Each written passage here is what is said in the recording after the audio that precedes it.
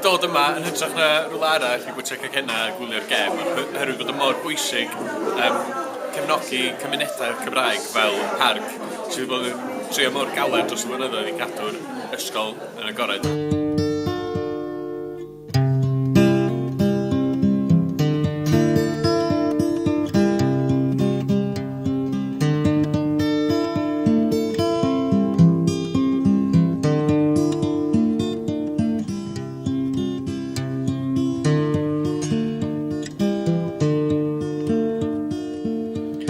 Ar lannau llwm yr aber drist, yn lib diferu yn y glaw, i freuddwyd glas y dyddiegynt, mewn cofraid mynd yn awr. Rwy'n cofio'r estron sais yn dod, i falu'r dyffryn hwn, nes bod o'n marw. Pam wyt ti'n gwylio'r gem rygbi yn y parc a dim yng Nghaerdydd neu Mangor? Wel, y beth di, rydw i'n meddwl bod amgylchu efo Cymdeithas o'r Iaith yn lot mwy pwysig na just dod efo ffrindiau sydd yn mynd lawr i Gaerdydd fel y mochyn di, neu just bod yn meddwl achos dwi just teimlo'n blynyddig iawn i just ifed am y bob amser. Felly, dwi'n meddwl amgylchu efo Cymdeithas o'r Iaith enghraifft ysgol y parc i di lot pwysicach i just achub ysgol y parc o bygwth Cyngor Gwynedd achos ar ôl rali mae ganddyn nhw gem Cymru a Ffrainc, felly dwi'n meddwl bydd yn syniad da i gwatch y gem fel yma ar ôl rali. Dwi'n gen ddisgybl o ysgol y parc, felly dwi'n dod yma i gefnogi i cais nhw i gadw'r ysgol ar agor. Dwi'n byw mewn pentre wan tu allan i Aberystwyth sydd mewn sefyllfa debyg iawn i'r parc. Mae'r ysgol yna wedi cael ers blynyddoedd a mae'r pentre wedi colli i fywyd, dweud y gwir. Mae'r plant i gyd yn mynd i 2 neu 4 ysgolion eraill yn yr ardal. Felly does dim cymuned Gymraeg yn Bont Goch. Dim cymuned fel sydd yn y parc ar hyn o bryd. Dwi'n meddwl bod e'n bechod mawr colli beth sydd gan y parc ar hyn o bryd.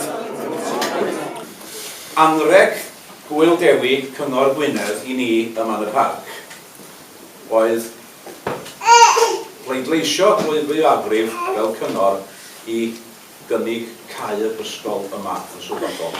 Dwi'n gwybod am ei cynlluniau nhw ers dro byd, mae'r peth wedi bod yn berwi ers blynyddoedd a dyn ni wedi bod yn ei gwrs sefyll nhw. Ond dyna'r oedd y peth o'n i'n meddwl bod o'n eironig y tu hwnt. Mae ar ddydd Hwyl Dewi o bob diwrnod y penderfynodd Cyngor Gwynedd wneud y cyhoeddiad yna.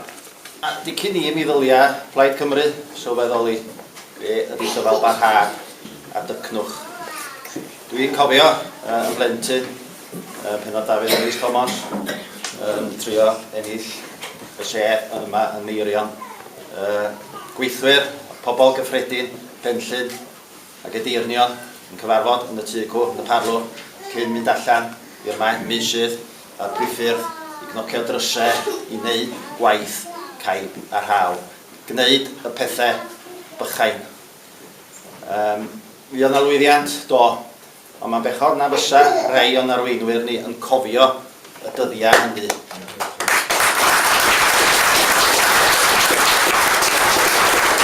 Mae'n y gyfle i'r parc a bod yn ysgafn am eiliad i greu hanes yma. Byddwn ni'n hollol barod mis nesaf i gynnig eich achos chi i Guinness Book of Records am y nifer mwyaf erioed o gwrthwynebiadau i rybydd i gael ysgol.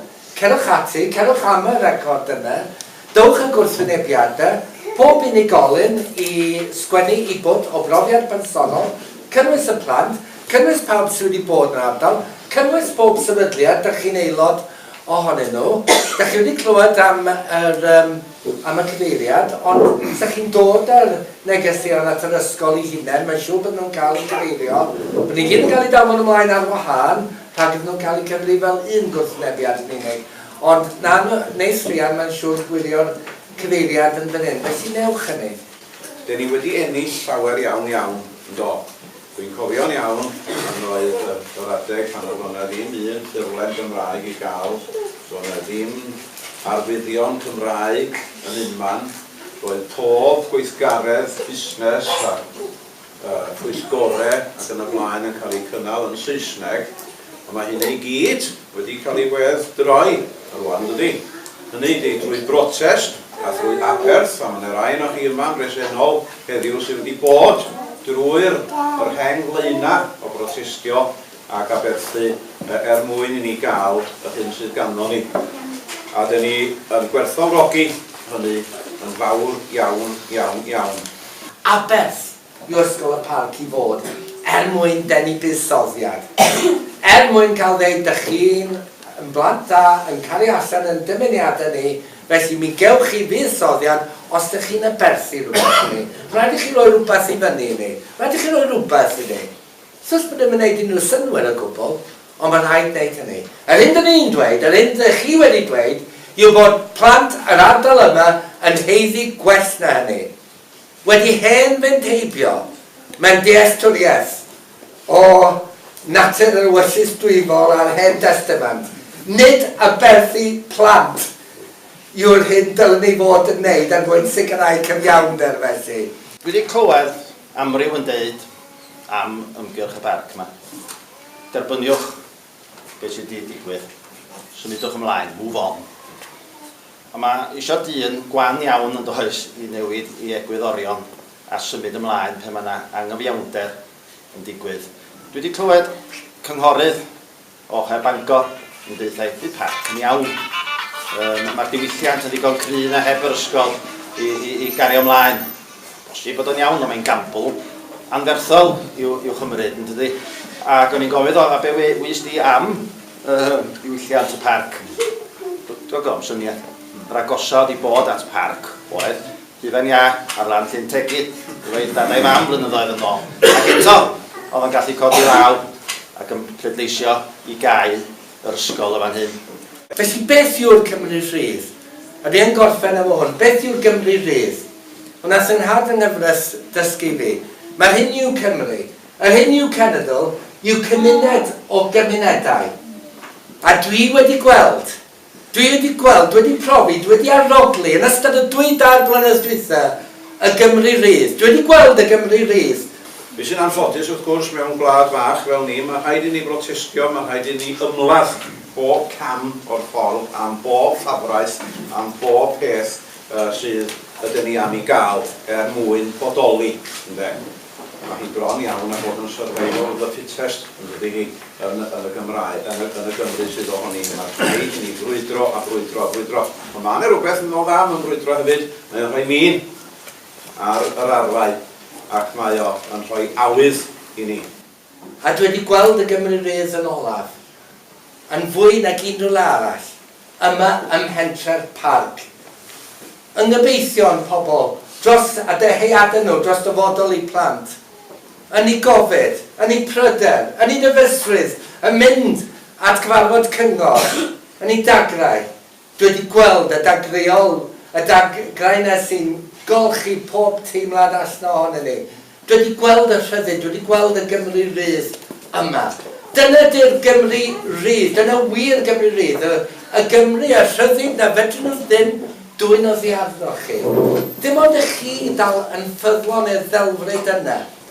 Dyn ni wedi cael ysgolion Cymraeg, dyn ni wedi cael twf enfawr dros y hanner can mlynedd diwetha o ysgolion Cymraeg. Ydych chi ar y llwyddiant sydd yn bob man yn Nghymru, ynde. Ond, mae yna ond mawr yn digwydd. Mae yna argyfwng gwahanol, fel y cyfeiriwyd ato fo'n barod, ynde. Mae yna wir fygythiad yn digwydd rwan i'r hyn sy'n weddill o'r Gymru gynhenid, wledig, Gymraeg, ynde. Ac fel y cyfeiriwyd, ynde, yn anffodus, mae'r bygythiad rwan nid yn dod o byd dros y ffin o estroniaid o Loegr, ond oedd hi mewn. Mae'r gelyn mewnol yn bygwth rwan arno ni, a da ni wedi bod yn brofiadol iawn o hynny yma yn y parc. Ond mae'r rhybydd yna ar gat yr ysgol yn rhybuddio ni o un peth, sef na fedrwn ni, fel cymunedau gwledig Cymraeg, na fedrwn ni ddim dibynnu dim mwyach ar gefnogaeth gan Cyngor Gwynedd na'r cynghorau eraill Cymru. Fedrwn ni ddim dibynnu chwaith ar Llywodraeth Cymru. Mae'n rhaid i ni cymryd y dyfodol fel Cymru Rhydd i'n dwylo'n hunain.